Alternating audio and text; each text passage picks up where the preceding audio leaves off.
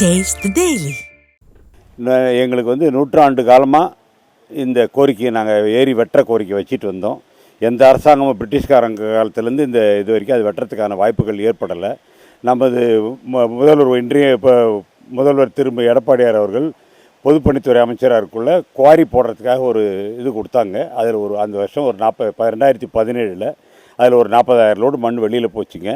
அதுக்கப்புறம் அவருடைய முயற்சியில் இந்த பெருமாள் ஏரி வெட்டுறதுக்கு 119 கோடி ரூபா நமது சொத்தூராரும் நமது அமைச்சர் எம்சி சம்பத் அவர்களும் பெருமுயற்சி எடுத்து நமக்கு இதை பெற்று தந்தாங்க. 119 கோடி ரூபாயை அதுக்கான வேலைகள் பணிகள் நடந்து நிறைவேறிருக்குங்க.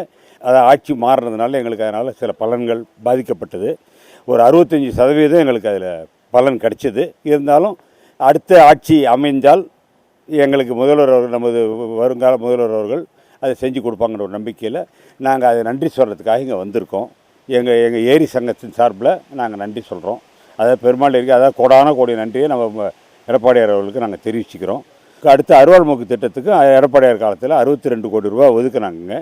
அந்த 62 கோடி ரூபா பத்தாதுன்னு சொல்லிட்டு அப்புறம் எக்ஸஸ் போட்டு இப்போ 81 கோடி ஆக்கி அந்த வேலைகள் நடந்து வந்துட்டுருக்கு.